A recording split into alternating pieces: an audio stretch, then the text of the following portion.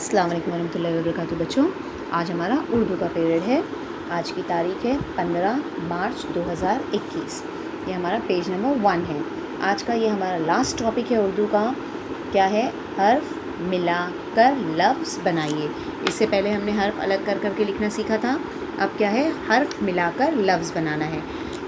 जमा की सूरत में दिया रहेगा, उसको आपको मिलाकर उसमें लिखना है। अभी देखो इधर क्या लिखा है? बे अलिफ ते, यानी बे अलिफ बा ते बात। तो हमको यहाँ क्या लिखना है? बे अलिफ बा ते बात। इस तरह से पेपर में हर्फ अलग का अलग लिखा रहेगा, उसको मिलाकर आपको एक लफ्ज़ बनाकर लिखना है। लाम अलिफ ला लाम लाल, है ना? लाम अलिफ ला लाम लाल। तो लाम अलिफ ला किस तरह से लिखते हैं? लाम लिखते हैं, उसी में अलिफ मिला देते हैं, तो लाम अलिफ ला लाम लाल। काफ अलिफ का लाम ये ली काली। काफ अलिफ का, ये वाला काफ किस तरह से लिखते हैं? ये गोल, उसमें अलिफ मिला दिए तो काफ अलिफ का।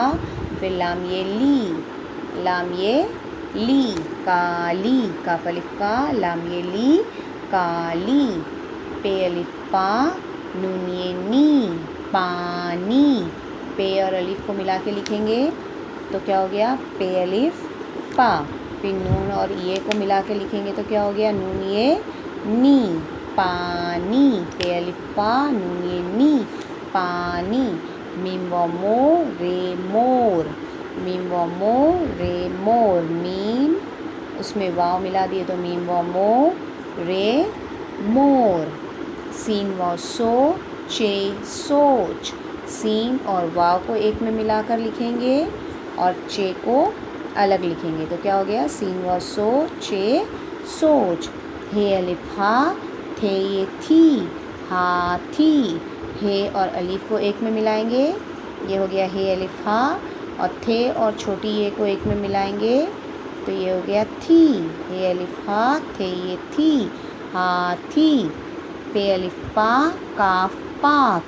पे में अलिफ को मिलाएंगे और काफ को अलग लिखेंगे। पे अलिफ पा काफ पाक।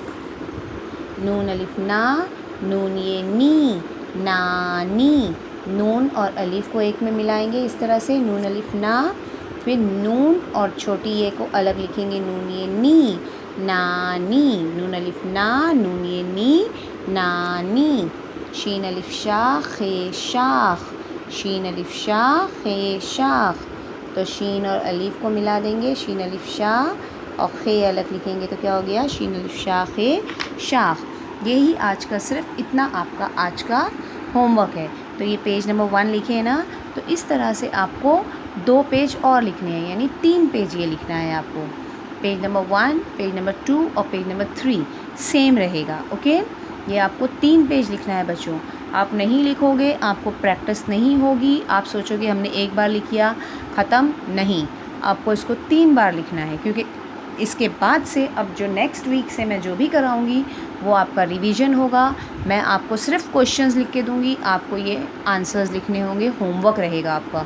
सो इसलिए आप बहुत ध्यान से पढ़िए। जितनी बार टीचर बोलती हैं उतनी बार लिखिए। मुझे फ़ोटोज़ सेंड कीजिए। मुझे जितने बच्चों का ही आ रहा है मेरे पास भी आएगा, मैं उतने ही बच्चों को बुक्स के मार्क्स देने वाली हूँ। ओके, चलिए, अल्लाह हाफिज़।